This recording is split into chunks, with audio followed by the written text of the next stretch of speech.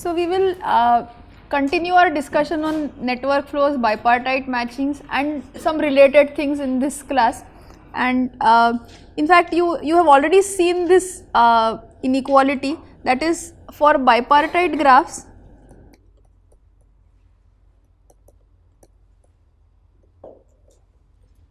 You know that the size of the maximum matching,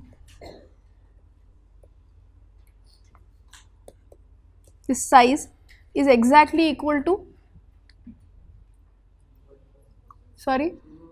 minimum vertex cover, MVC, right. So the size of the minimum vertex cover and the size of the maximum matching are exactly equal in a bipartite graph. To recall what is a vertex cover, so in any general graph one can define a vertex cover, and a vertex cover is a set of vertices. So for a graph G equal to VE, a vertex cover X is a subset of the vertex set such that for every edge UV belonging to E, what property should hold? At least one of U or V or both must belong to the set X. In that case you will call X as a vertex cover of the graph, right. And when we say that if it is a minimum vertex cover, it is a set of vertices which has the smallest size amongst all such subsets which satisfy this property, right. So in this graph we have a vertex cover which can be this vertex, and let us say this vertex. Is this a vertex cover? Does it take care of all edges? So it certainly takes care of this edge, it takes care of this edge here. So it does take care of all edges. Can you have a vertex cover of smaller size than this? So one needs an argument, but you can argue that in this graph you cannot have a vertex cover of size smaller than 3, right. So let us look at a particular example and note that the size of the maximum matching and the size of the minimum vertex cover need not be the same always. You may have seen this earlier. So this graph, which is simply an odd cycle, will have a maximum matching. So I will denote matched edges by, let us say, this. You cannot have a matching of size more than 2, that is clear, because you have an odd number of vertices which is 5, and the maximum matching is upper bounded by n over 2 seal, which is here 2, right. So therefore you have a maximum matching of size 2, and again you cannot have a vertex cover of size 2 here because you must take in 3 vertices at least. So a particular vertex cover could be this, right, and it is easy to argue in this case that this is the minimum vertex cover, and therefore the maximum matching size need not be equal to the minimum vertex cover size in general graphs. What we want to show is that this is true in bipartite graphs. So I will just make a small detour and ask, so what we are saying is, if G is bipartite, then this condition holds, right, that is maximum matching size is equal to minimum vertex cover. So in terms of our necessary and sufficient conditions, remember we saw them in the context of Hamiltonian graphs. Is this a necessary condition or a sufficient condition? It is a necessary condition, right, it is a necessary condition. So if G is bipartite, then maximum matching is equal to minimum vertex cover. Let us ask, is this sufficient also? That is, if the graph has the property that maximum matching is equal to minimum vertex cover, then the graph is bipartite. This is not the purpose of our lecture here, but just a small fun question that I would like to ask. Can you think of non-bipartite graphs which will also satisfy this property? This is a non-bipartite graph which does not satisfy the property, right. So in fact let us look at this graph, which is non-bipartite for sure because I have already added an odd cycle, and let me add one more edge to it. So now what is the size of the maximum matching? The size of the maximum matching is 2, the size of the minimum vertex cover is also 2, right, because I simply need to pick 2 vertices from the odd cycle, and then I will be able to cover all the edges. So in fact this condition is not sufficient for a graph to be bipartite. On the other hand, the condition of no odd cycles is necessary and sufficient. I just wanted to bring out this distinction. In literature these graphs are also called as KEG graphs or Koenig-Egervary graphs. because they satisfy this condition of maximum matching size is equal to minimum vertex cover, but they are not necessarily bipartite graphs. So Koenig-Egervary graphs are a larger class of bipartite graphs. Right? So this is just for your information. So what we want to prove is Koenig's theorem. So maybe I should say reprove, because you have seen a proof of the Koenig's theorem. We are going to prove it using different techniques, and I want to emphasize this graph theory and graph algorithms are very intertwined. I mean, you should not treat them as two different things. In fact, one may be useful at other places, and so you will see now that techniques in network flows are going to be useful to prove several things. For example, you can get a proof of Menger's theorem, you can get this Koenig's theorem, and this is one of the things that we will illustrate here. So what does Koenig's theorem state? It's exactly this: if G is bipartite, then the maximum matching size is equal to minimum vertex cover. Right? So what we will do algorithmically now is that we have already computed a maximum matching by saying that I will take my bipartite graph, convert it into a network flow problem and ask for a maximum flow. We have already seen a algorithm for the maximum flow. Therefore, we have the collection of edges. In fact, we have the flow network, we have the residual flow network corresponding to that. All of that we are going to use to actually construct a vertex cover which will have the same size as the size of the maximum matching, and we will argue that indeed these two sets have the same size and the set that we have constructed is indeed a vertex cover for the graph. So that is the goal of this lecture. So let us recall the reduction to the maximum matching problem. We had in fact introduced this vertex S and a dummy vertex T and added the edges accordingly.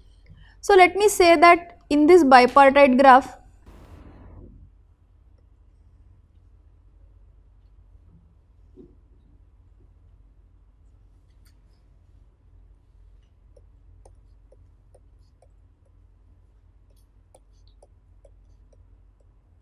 so I am purposefully not drawing the directions of the edges, but let me say that A1, B1 and A2, B2 belong to the matching.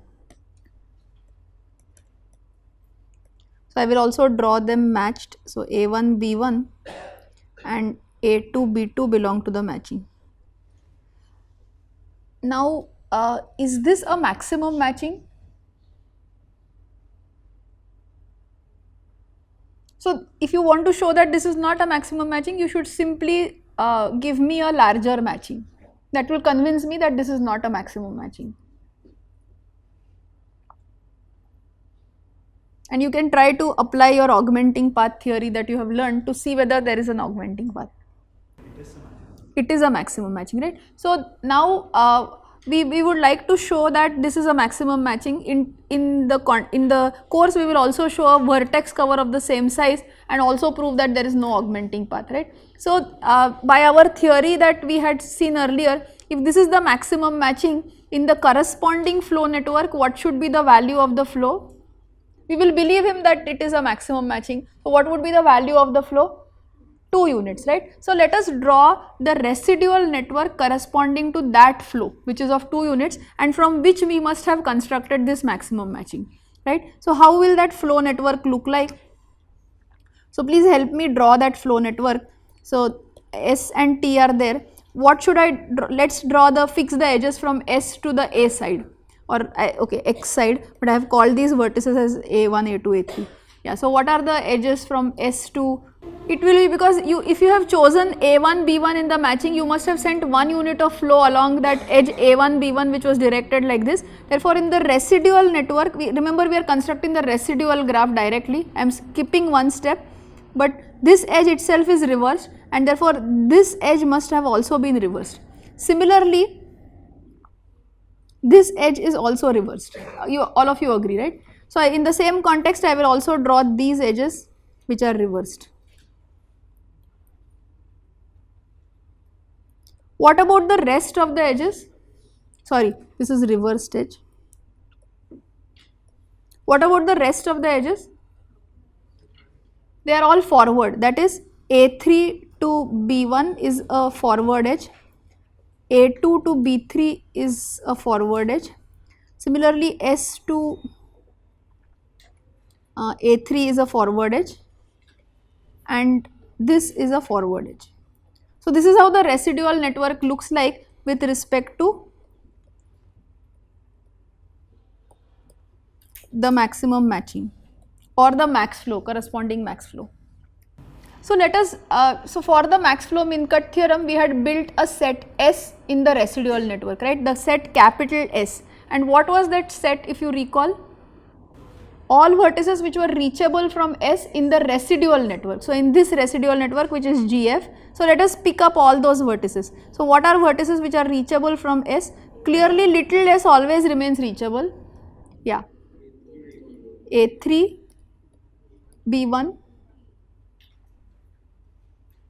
What about A1? So, A3, B1, A1 is also reachable, right? Anything else? There is also one more nice thing. So, all these vertices are reachable. So, B3 reaches T, therefore A2 reaches T, therefore B2 reaches T, and you cannot possibly have something any of these reachable from S, otherwise there would have been a ST path, but you must have stopped because there is no ST path in the residual network, right. So, this is a clean graph in which you can argue this way, and but anyway we have constructed this set S, right. So, okay, so what we want to show is the Koenig's theorem, and what we want to argue is that we can pick up exactly two vertices in this graph or maximum matching many vertices in this graph such that they form the vertex cover, right. So, if I give you a maximum matching, it clearly tells us that from every matched edge you must pick exactly one endpoint. Which endpoint we do not know, right, and we are going to give a method for this, right. So, before we give a method for this, let us observe something about this set S and its relation to this XY bipartition that we have. So, one is observe that the set S that we have constructed need not only contain vertices from one side of the bipartition. As we have seen here, it contains A3, A1, it also contains B1. So, in general, if you look at the set capital S, which is reachable from which is the set of vertices reachable from little s in the residual network, they may contain vertices on both sides. So, the picture that I will draw in general is that there is a residual network, there is S, and there is a whole set of vertices on the A side and on the B side which belong to the set capital S, right. This is how the picture looks like, just that in this case it is cumbersome to draw it, but this is how the picture looks like, and there are these rest of the vertices. There is no other vertex and T must be here, right. The rest of the vertices, I have not said that all of them reach T, in this case they happen to reach T, okay. So, let us observe these sets and make some observations about this. So, we will call this part of the graph as S intersection X, this part as S minus X, this part as this meaning this part as S intersection Y, and this part as S minus Y. Just we will name these are exactly what they are, that is S intersection X is this, S minus X is this, and so on. Okay. So, remember that this whole flow network and residual network had come from a bipartite graph in which the edges in the internal bipartition which carry unit flow correspond to a maximum matching. So, we could also ask what are the, if there are some vertices on the A side which have on the X side which have been left unmatched by the maximum matching, in which part should they belong to? Will they belong to S intersection X or will they belong to S minus X? So, the question is, if there is a vertex which is left unmatched by the maximum matching, then in which part will it belong to? Of course, it is in the X side, so it must belong to either S intersection X or S minus X. So, S minus X, what is the intuition, or why would you say that it belongs to S minus X? Remember what is S? S is the set of vertices that are reachable from little s in the residual network. I am very sorry, so it is X, X minus S. Yeah, so similarly this is y minus s. Yeah, okay. So this is this. Thank you for correcting me. So these are the sets. So in which part will it lie? Will it lie in S intersection X or the remaining part? Okay, what is the intuition? So what you are saying is such vertices will not be reachable from little s, right? That is why they have been put into this part. So okay, so let's frame the question correctly. A is a vertex which belongs to the partition X, and the claim is A is unmatched with respect to the maximum matching. Therefore, we are asking where does A belong to? A belongs to S intersection X or A belongs to X minus S. Where does it belong? Why should it belong to S intersection X? Good. So remember that in our original network we have put this edge from S to each A. It is unmatched, so therefore there is no flow going into it, and therefore that edge remains as it is. Just like A3 which is unmatched with respect to the matching, you are seeing that the edge S to A3 remains as it is, therefore A3 is reachable from S, right. So such vertices, so all unmatched vertices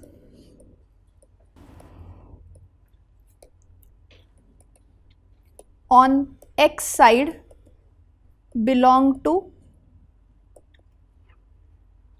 S intersection X. Does everybody agree?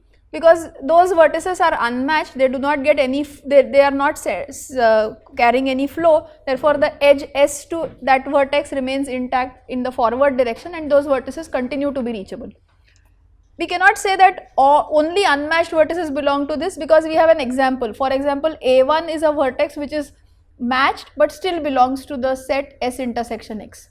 So it is not only made up of unmatched vertices on the X side, it can have matched and unmatched vertices, but if a vertex is unmatched, it belongs to the, if a vertex is unmatched and belongs to the X side, it belongs to S intersection X, right.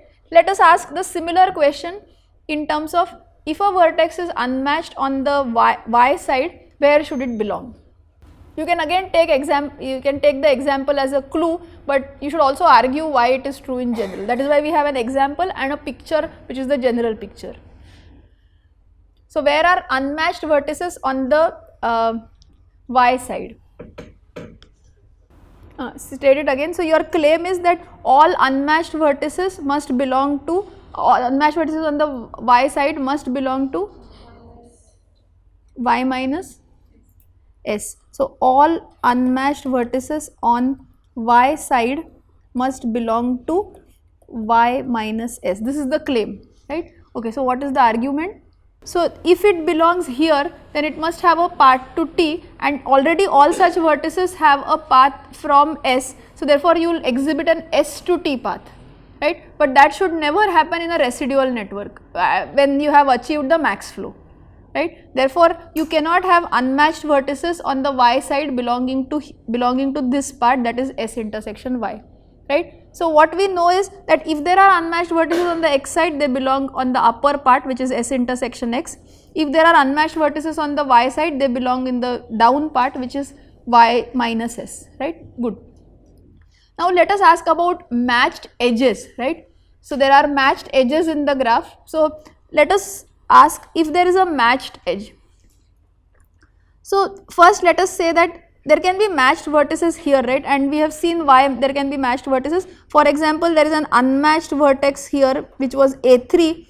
It has a neighbor which is reachable by a forward edge and which is matched here, and this was the matched edge, right. So let us ask, where are the matched edges lying? I mean, the only way they can be sitting is they can be completely contained inside the S part, or they can be completely contained inside the non-S part, that is they are horizontal edges, or they cross this, right, that one endpoint is in S, the other endpoint is not in S. I mean either this way or this way. These are the only ways, because anyway this graph is bipartite, so you cannot have edges inside X completely or Y completely, right. So we want to ask whether where do the matched edges lie, correct. Okay, so let us ask if there is, okay, so vertices here are all matched, that is what we claim. So here all vertices are matched, Here also all vertices are matched. That is what we said, that is unmatched vertex, if it belongs, it must lie on this side, unmatched vertex if it belongs. So what we are essentially asking is, where does this matched vertex have its partner, right? So what we know is, whenever an vertex is matched, its matched edge has been reversed in the residual network, and therefore if this vertex was reachable from S via some path, then using that reverse edge, its matched partner is also becoming reachable from S. Therefore its matched partner must also belong to the set X, S intersection X. Is this clear? So let me repeat the argument. All the vertices here are matched, that is what we have argued, and we know that if a vertex is matched, it's the edge to which it is matched on the y side, its edge has been reversed in the residual flow network. Therefore if this vertex was reachable from S via some path, then its matched neighbor must be reachable from S via the reverse edge. Clear? So therefore all such vertices, all such matched edge, everybody here has a matched neighbor inside this. In fact all the vertices that are here are matched, and they have their matched neighbors sitting into this partition. Now but this does not forbid us from saying that maybe there is a vertex here who also has a matched neighbor here. Why? Sorry, so suppose this was a matched edge, yeah. Okay, so again you'll use the same thing, right? So these kind of edges.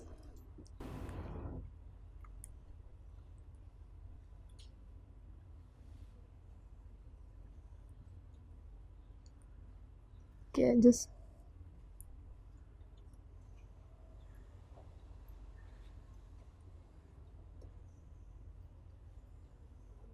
okay, T is here actually.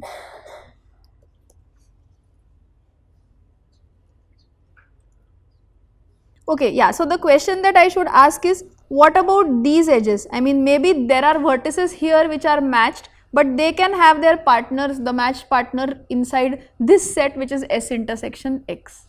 Can this happen? So these are matched edges.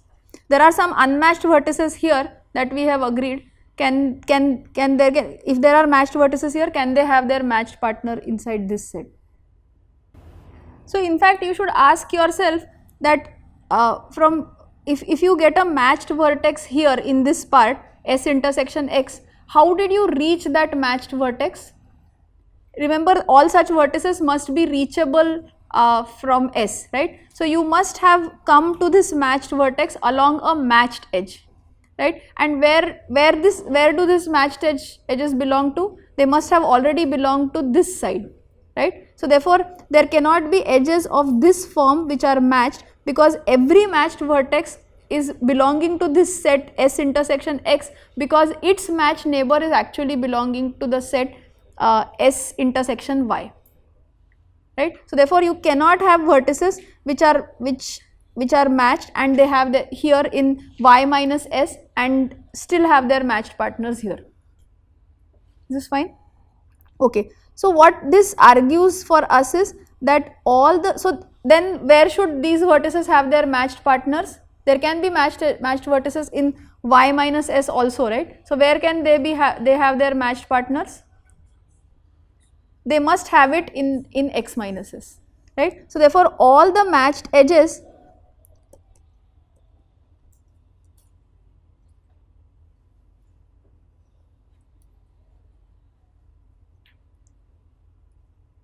all the matched edges are, we'll call them as horizontal, right? They are either belonging completely to the S side or belonging completely to the X minus, not S side, I'll just say not S side, right? Okay, good. But there can still be edges of the graph which cross these sets, right? That is, some has one endpoint in S, another endpoint not in S, and so on. So in fact let us see this S side in this example. So here this is the vertex which is belonging to S, this is the vertex which is belonging to S, and there is another which is B1 which is belonging to S, right? And the matched edges are so A2 B2 which is belonging to the non S side and A1 B1 which is belonging to the S side. Again, the example is only a reconfirmation of what we have argued in the abstract sense, but what we are doing it is in the general setting where you have any bipartite graph, and we are keeping this example to validate our claims. Okay. So now what I claim is that, okay, so all the matched edges are sitting horizontally in this picture. So what I will do is, I will look at this set which is x minus s and s intersection y, this part, right? Yeah. So I will look at the vertices which are here and here, that is s intersection s and x minus s and s intersection y, right? So if I pick up only vertices from here, remember that all the vertices here were matched. We have argued that all the vertices here were matched because we argued that unmatched vertices in the x side must sit on the above part, unmatched vertices on the y side must sit in the part which is below. So all the vertices on this side are matched, I mean all the vertices in these two sets are matched. So my claim is I will pick up all the vertices in these two sets, and I have certainly not picked up more than maximum matching many vertices, right? So currently we have a maximum matching. All the edges of the maximum matching sit horizontally in our picture, that is they belong either to the S side completely or they belong to the non-S side completely. I took S minus X, the endpoints of the matched edges in X minus S, and I also looked at the matched edges and picked up the S intersection Y endpoints. So these are clearly vertices. I picked them up, and I have certainly picked no more than edges that is the size of the maximum matching. In fact, I have picked exactly equal, because for every edge in the maximum matching I have picked one of its endpoints, but I have picked one of its endpoints cleverly. So now I would like to argue that this set of vertices in fact forms a vertex cover for this graph. If I prove this, then I will be done with the proof that in fact maximum matching is equal to minimum vertex cover, right? So